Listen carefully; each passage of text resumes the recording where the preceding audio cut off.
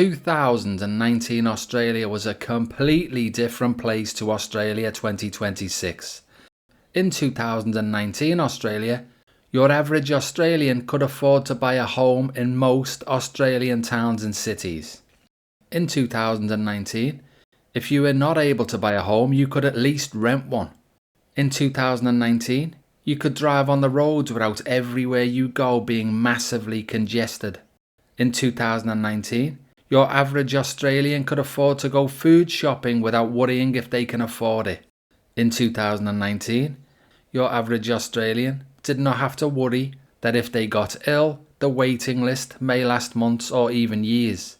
In 2019, your average Australian did not have to worry about their elderly relatives getting caught up in the hidden hospital ramping epidemic.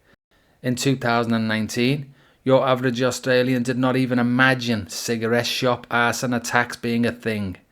In 2019, your average Australian did not think that a shopping mall could become a place where gangs openly go to war with each other using machetes. In 2019, a bin was just for rubbish and not machetes. In 2019, home invasions were just something that happened to other people. In 2019, tents were for families to go camping in. They were not a place for families to live in.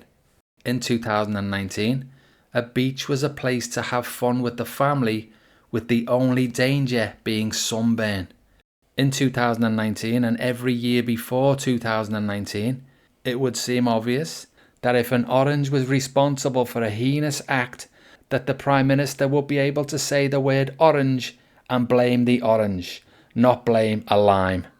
In 2019, if you complained about any of the above, you would not be made to feel like you are the criminal.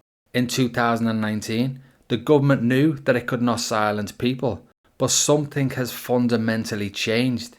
Once you give them an inch, they take a mile. And during COVID, everyone gave them an inch. They did what they were told, and now the government thinks that that means that the people are weak and will bend to their will.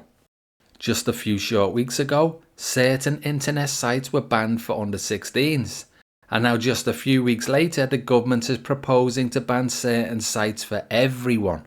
So who decides which site should be banned for adult Australians? Albo? It is a very slippery slope that Australia is on. And each day that passes, Australia is starting to look less and less free. A catastrophic cultural change has occurred in Australia in just a few short years.